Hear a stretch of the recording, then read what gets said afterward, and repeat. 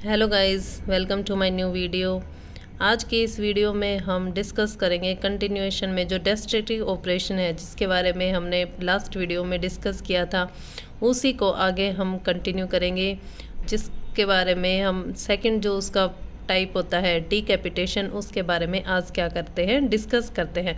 तो सबसे पहले हम देखते हैं कि जो डीकैपिटेशन है वो क्या होता है। डेस्ट्रक्टिव ऑपरेशन का ही क्या होता है, एक टाइप होता है।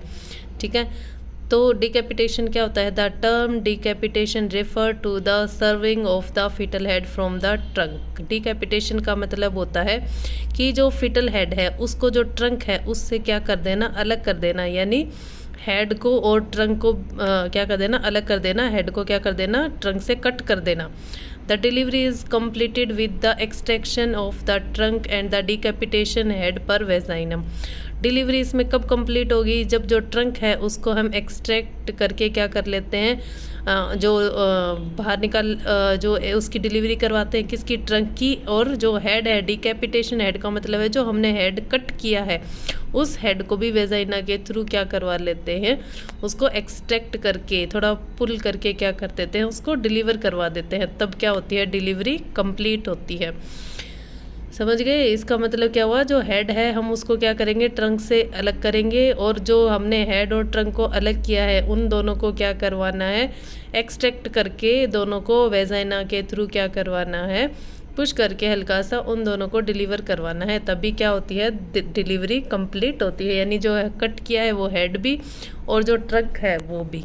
ठीक है, इंडिकेशंस क्या होते हैं, हम कौन कौन सी कंडीशन ऐसी होती हैं जिनके अंदर क्या करेंगे, डिकैपिटेशंस करते हैं। Neglected shoulder with a dead fetus whose neck is easily accessible. Shoulder है वो क्या हो रहा है, नेग्लेक्टेड शोल्डर है ना, डेड फीटस। सबसे पहले तो हम डेस्ट्रक्टिव ऑपरेशन को मोस्टली कौन सी कंडीशन में करते हैं, फीटस क्या होता है, डेड होता है। ठीक है, उसकी नेक क्या हो रही है, ईजिली एक्सेसिबल हो रही है। ठीक है, शोल्डर डिलीवर नहीं हो रहा है, ऐसी कंडीशन में हम क्या करते हैं, और जो हेड है और उसको ट्रंक से अलग कर देते हैं। लॉक्ड ट्विंस, जो ट्विंस हैं वो आपस में क्या है, लॉक्ड हैं, दोनों एक साथ डिलीवर नहीं हो रहे, तो उस कंडीशन में भी हम क्या कर देते हैं, हेड को कट कर देते हैं। नेक्स्ट हम बात करते हैं इसकी प्रोसीजर के बारे में। सबसे पहले हम ये प्रोसीजर है किसके अंडर में परफॉर्म करते हैं, जनरल एनेस्थीसिया के अंडर में क्या करेंगे, परफॉर्म करते हैं। नेक्स्ट हम क्या करते हैं, जब prolapsed arm is grasped by assistant to bring with in the easier assist. यानी एक जो असिस्टेंट होता है, जो हेल्प कर रहा होता है, वो क्या करेगा, जो प्रोलैप्स्ड आर्म है, ठीक है, जो आर्म दिखाई दे रही है, जो आर्म है उसको क्या करेगा, उसको ग्रेप्स करेगा, यानी उसको होल्ड करके रखेगा, ताकि जो हेड है वो क्या हो जाए, ईजीली हम वहाँ तक क्या करें, पहुँच सके। उसके बाद में हम क्या करते हैं, एक डीकैपिटेशन हुक लेते हैं, उसको क्या करते हैं, protected by the palm of the left hand, उसको जो अपना लेफ्ट हैंड है उससे क्या करते हैं, प्रोटेक्ट करते हुए। ठीक है, और उसकी जो नोब होती है, pointing toward the fetal head, उसकी नोब को किस तरफ पॉइंट करेंगे, फिटल के हेड की तरफ, और अपने जो पाम है लेफ्ट हैंड की, उससे उसको प्रोटेक्ट करेंगे, ताकि जो मदर है उसके जेनाइटल ऑर्गन को किसी भी तरीके का हार्म ना हो। Is past our the child shoulder, उसको कहाँ तक लेके जाएंगे, चाइल्ड के शोल्डर तक लेके जाएंगे। And turn our the neck, और वहाँ से उसको किसकी तरफ टर्न कर देंगे, जो नेक है बच्चे की उसकी तरफ, गर्दन की तरफ क्या कर देते हैं, उसको टर्न कर देते हैं। The 2 finger are introduce into the vagina, उसके साथ ही हम दो क्या करते हैं, जो 2 फिंगर है उनको वेजाइना में इंट्रोड्यूस करेंगे। And the finger tips are to be placed on superior surface of neck, और जो फिंगर टिप होती है उनको जो बच्चे का नेक की सुपीरियर सरफेस है उसके ऊपर क्या करेंगे, प्लेस करेंगे, यानी एक जगह फिक्स करेंगे जहाँ से हमें क्या करना है, उसको हेड को क्या करना है, कट करना है। The neck is serve by saying movement of the hook, उसमें हमें क्या, नेक को क्या करना है, कट कर देना है हुक से, है ना, जो कट मूवमेंट होती है उससे क्या कर देना है, नेक को हम क्या करेंगे, कट करेंगे। ठीक है, if the hook is blunt, अगर वो ब्लंट है, अगर शार्प नहीं है, तो हम क्या करेंगे, उसको रोटेट करते करते क्या करेंगे, फ्रैक्चर को कोज करेंगे। ठीक है, या फिर डिसलोकेशन ऑफ सर्वाइकल स्पाइन जो होती है उसको क्या कर देते हैं, डिसलोकेट करेंगे। यानी वहाँ पे हम क्या करते हैं, जो सर्वाइकल्स होती है बच्चे की, सर्वाइकल जो स्पाइन का सबसे ऊपर वाला हिस्सा होता है, उसको रोटेट करते करते वहाँ पे फ्रैक्चर कोज करेंगे, ताकि फिर जो वहाँ पे जो बोन है वो कट हो जाएगी। उसके बाद में जो सॉफ्ट टिश्यू बचे हैं वहाँ पे, उसको हम क्या कर देंगे, जो एम्ब्रियोटोमी सीजर है उसके उसकी हेल्प से क्या कर देंगे, कट कर देंगे, ताकि हेड क्या हो जाए, सेपरेट हो जाए। ठीक है, तो इस तरीके से करते हैं हम। पहले क्या करेंगे, डिकैपिटेशन जो हुक होता है उसको इंट्रोड्यूस करवाते हैं वेजाइना के अंदर, उसके साथ में 2 फिंगर इंट्रोड्यूस करवाते हैं, ताकि जो वहाँ पे एक सुपीरियर सरफेस है जो नेक की, वहाँ पे उसको प्लेस कर सके, और फिर वहाँ से उसको क्या कर देंगे, कट कर देंगे। अगर ब्लंट है, शार्प नहीं है, तो वहाँ पे फ्रैक्चर कोज करेंगे, और फिर एम्ब्रियोटोमी सीजर की हेल्प से जो सॉफ्ट टिश्यूज़ हैं उनको क्या कर देंगे, कट कर देते हैं। ठीक है, ये क्या है, ये डिकैपिटेशन हुक है, इसकी हेल्प से हम क्या करते हैं, गर्दन नेक को कट करते हैं।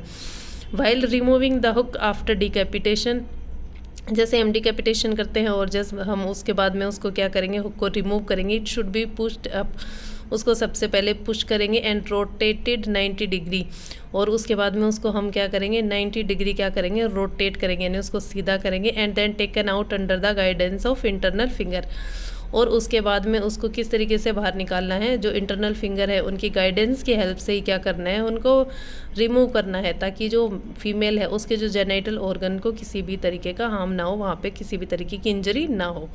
Decapitation, head is pushed up and the trunk is delivered first by traction on the prolapsed arm. अब एक जो असिस्टेंट है उसने क्या किया हुआ है, आर्म को ग्रैप्स किया हुआ है, एक आर्म को पकड़ा हुआ है।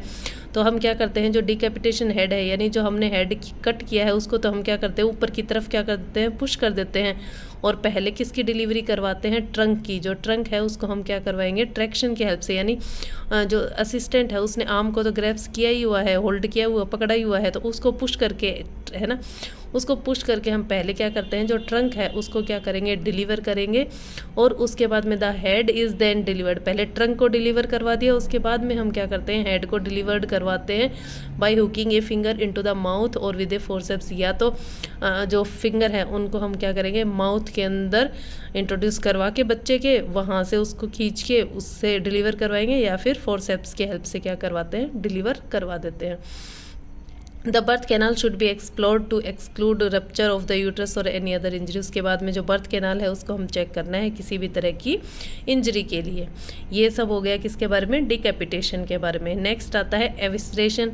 एविसरेशन का मतलब होता है it is the incision of the abdomen and the thorax to evacuate it viscera, thus reducing its size and allowing its vaginal delivery. अगर किसी कंडीशन में, है ना, बच्चे की जो एब्डोमेन है ना, उसके अंदर क्या हो गया है, किसी भी तरह का फ्लूइड फिल हो गया है, या वहाँ पे किसी भी तरह की क्या है, ट्यूमर है, और जिसकी वजह से क्या नहीं हो रहा है, एब्डोमेन है वो वाला पार्ट, या फिर जो थोरैक्स वाला पार्ट क्या नहीं हो रहा है, वेजाइनली डिलीवर नहीं हो रहा है, तो बच्चा तो क्या है, डेड है। तो उस कंडीशन में हम क्या करते हैं, उस कंडीशन में हम एक इंसिजन लगाएंगे, कहाँ पे, एब्डोमेन में या फिर कहाँ पे, थोरैक्स में, ताकि उसके अंदर जो भी विसरा है, यानी जो भी फ्लूइड है उसके अंदर, उसको हम क्या कर देंगे, उसको इवैक्यूएट करवा देंगे, ताकि वो जो थोरैक्स है, एब्डोमेन है, वहाँ से जो साइज़ क्या हो जाए, कम हो जाए, और हम जो वेजाइनल डिलीवरी है उसको क्या करवा सके, परफॉर्म करवा सके। तो इस कंडीशन को क्या बोलते हैं, एविसरेशन बोलते हैं। इंडिकेशन किस कंडीशन में करेंगे, वही फीटल एसाइटिस, किसी भी तरीके का एब्डोमेन में फ्लूइड इकट्ठा हो गया है, थोरेसिक और एब्डोमिनल ट्यूमर हो गई है, जिसकी वजह से भी वहाँ पे साइज़ क्या हो गया है, इंक्रीज़ हो गया है। तो इस कंडीशन में हम क्या करते हैं, वहाँ पे कट करके जो भी फ्लूइड है उसको क्या कर देते हैं, इवैक्यूएट करवा देते हैं। इसकी प्रोसीजर की हम बात करें तो वही प्रोसीजर किसके अंदर करना है, अंडर जनरल एनेस्थीसिया के अंदर करना है। इसमें क्या करना है, लार्ज इंसिजन को is made in the foetal abdomen with and embryotomy scissor. Embryotomy scissor होती है, उसकी हेल्प से हमें क्या करना है, जो फीटल एब्डोमेन है उसमें क्या करना है, एक लार्ज इंसिजन यानी लार्ज क्या करना है, कट लगाना है, ताकि जो विश्रा है, जो भी फ्लूइड वगैरह है, वो क्या कर सके, हम इवैक्यूएट मैनुअली हम क्या कर सके, मैनुअली क्या कर सके, उसको हम रिमूव कर सके। उसको क्या करना है, लार्ज इंसिजन लगाना है और उसको क्या करना है, मैनुअली रिमूव कर देना है। अगर हम if the thorax has to be incised first the abdominal viscera can be reached by the diaphragm. अगर हमने थोरैक्स में कट लगाया है, अगर वहाँ पे भी ट्यूमर वगैरह है, तो अगर हमने पहले थोरैक्स में कट लगाया है तो हम जो एब्डोमेन है उसको हम किसके थ्रू कट कर लेंगे, डायफ्राम के थ्रू हम कहाँ पहुँच जाएंगे, एब्डोमेन में, और वहाँ से क्या कर देंगे, फिर जो भी फ्लूइड है उसको इवैक्यूएट कर देंगे। In the case of any difficulty spondylectomy may be needed to be perform. अगर कोई भी दिक्कत हो रही है ये कट लगाने में तो उस कंडीशन में हम स्पॉन्डिलेक्टोमी कर देंगे, यानी जो वर्टिबल कॉलम है उसको क्या कर देंगे, कट कर देंगे, ताकि जो स्पेस है वो क्या हो जाए, कम हो जाए, और वेजाइनली हम क्या करवा सकें, डिलीवरी को कंप्लीट करवा सकें। नेक्स्ट आती है सिम्फाइसियोटोमी। सिम्फाइसियोटोमी का मतलब है कि जो it is the division of the pubic cartilage under local anaesthesia. जो दो पेल्विक, जो हमारी प्यूबिक बोन होती है उसके बीच में जो जॉइंट होता है दोनों, जिसको सिम्फाइसिस प्यूबिस बोलते हैं, वहाँ पे जो कार्टिलेज होती है, जॉइंट होता है बीच में, उसको हम क्या करते हैं, लोकल एनेस्थीसिया की के बाद में उसको क्या करेंगे, वहाँ से कट कर दें, उसको क्या कर दें, वहाँ से उसका क्या कर देते हैं, डिवीज़न कर देते हैं। किस लिए, ताकि वहाँ पे जो स्पेस है और ज़्यादा क्या हो सके, लार्ज हो सके। And there after delivery of the baby normally with a vacuum extractor. उसके बाद में हम वैक्यूम एक्सट्रैक्टर से क्या करवा सके, डिलीवरी को परफॉर्म करवा सके। क्योंकि एनेस्थीसिया दिया है तो उसमें हमें किसकी नीड होगी, वैक्यूम एक्सट्रैक्टर की नीड होगी। Currently the procedure is rarely performed in developed country. ये जो प्रोसीजर है वो आजकल रेयर परफॉर्म नहीं होती है, लेकिन फिर भी रूटीन कुछ कंट्रीज़ के अंदर क्या किया जाता है, जहाँ पे सिजेरियन सेक्शन एक अगर ऑप्शन नहीं है तो उस कंडीशन में क्या किया जाता है, सिम्फाइसियोटोमी किया जाता है। यानी जो सिम्फाइसिस प्यूबिस है उसका एरिया वाइडन किया जाता है, उसके बीच में जो कार्टिलेज होती है उसको क्या किया जाता है, कट किया जाता है, दोनों प्यूबिक बोन के बीच में जो कार्टिलेज होती है, ताकि वहाँ से स्पेस को क्या किया जा सके, इंक्रीज़ किया जा सके। किन कंडीशन में करते हैं, कॉन्ट्रैक्टेड पेल्विस है तो उस कंडीशन में कर सकते हैं, ठीक है। यानी पेल्विस कॉन्ट्रैक्टेड है तो उसका साइज़ क्या करने के लिए, वाइड करने के लिए। वर्टेक्स प्रेजेंटेशन है उस कंडीशन में। प्रोलॉन्ग्ड सेकंड स्टेज हो गई है, डिलीवर नहीं हो रहा है तो भी साइज़ अगर की वजह से दिक्कत आ रही है तो उसको वाइड कर सकते हैं। अगर प्रॉपर ऑग्यूमेंटेशन के बाद में भी डिलीवरी नहीं हो रही है, डिसेंट नहीं हो रहा है नीचे की तरफ, तब हम कर सकते हैं। वैक्यूम एक्सट्रैक्टर के साथ नहीं हो रहा है, ठीक है, तो वैक्यूम एक्सट्रैक्टर के साथ भी हम इसको क्या कर सकते हैं, यूज़ कर सकते हैं। प्रोसीजर की अगर हम इसकी बात करें तो ये क्या होती है, the procedure temporarily widen the birth canal by 25%। ये क्या करती है, जो बर्थ कैनाल होती है उसको क्या कर देती है, वाइड कर देती है। उसके बाद में जो मदर है, पोस्टपार्टम जो मदर है उसको क्या किया जाता है, बेड रेस्ट दिया जाता है एक वीक के लिए, ताकि जो पेल्विक है वो क्या हो सके, स्टेबलाइज हो सके वापस से। सब्सिक्वेंट बर्थ में also lead to a temporary widening of the symphysis. अगर दोबारा से अगर डिलीवरी होती है उस कंडीशन में टेम्परेरी वहाँ से क्या रहेगी, वो वाइड हो जाती है सिम्फाइसिस बर्थ के टाइम पे। Permanent pelvic instability is rare complication. Permanently instability नहीं होती है उसमें, यानी रिकवर होने के चांस होते हैं। नेक्स्ट आता है क्लेडियोटोमी। क्लेडियोटोमी का मतलब होता है कि जो फिटस है उसकी जो क्लेविकल्स होती हैं, वन या बोथ क्लेविकल्स को अगर हम क्या करें, कट कर दें एम्ब्रियोटोमी सीजर की हेल्प से, जो बायोएक्रोमियल डायमीटर है, ठीक है, उसको कम करने के लिए। अगर शोल्डर डिस्टोशिया, ये हम किस में करेंगे, मोस्टली शोल्डर डिस्टोशिया की कंडीशन है। अगर शोल्डर क्या हो गया है, स्टक हो गया है, डिलीवर नहीं हो रहा है और फिटस क्या है, डेड, तो उस कंडीशन में हम क्या करेंगे, जो शोल्डर है, जो बायोएक्रोमियल डायमीटर है, उसको कम करने के लिए हम क्या करेंगे, बच्चे की या तो एक या दोनों क्लेविकल्स को क्या कर देते हैं, कट कर देते हैं, ताकि वहाँ पे जो बायोएक्रोमियल डायमीटर है वो क्या हो जाए, कम हो जाए। Following the division of clavicle, the shoulder girdle collapse, permitting the delivery to be completed. जैसे ही हम क्या करेंगे, क्लेविकल को डिवीज़न करेंगे, एक या दो को कट करेंगे, तो शोल्डर जो ग्रिडल है वो कोलाप्स हो जाएगा, है ना, सिकुड़ जाएगा, जिसकी वजह से जो वेजाइनल डिलीवरी है वो क्या हो जाएगी, कंप्लीटेड हो जाएगी। उसको हम क्या बोलते हैं, क्लीडियोटोमी, यानी क्लेविकल को कट करना, एक या दोनों। Area where caesarean section is not available within few hours. ऐसे एरियाज़ जिनमें सिजेरियन सेक्शन अवेलेबल नहीं हो सकता, वहाँ पे ये क्या है, लाइफ सेविंग की तरह काम करता है ना। अगर मॉडरेट डिग्री है डिस्प्रोपोर्शन की, यानी हल्का फुल्का डायमीटर का डिफरेंस आ रहा है, तो यहाँ पे वो बायोएक्रोमियल डायमीटर को हम कम करके क्या करवा सकते हैं, डिलीवरी को कंडक्ट करवा सकते हैं।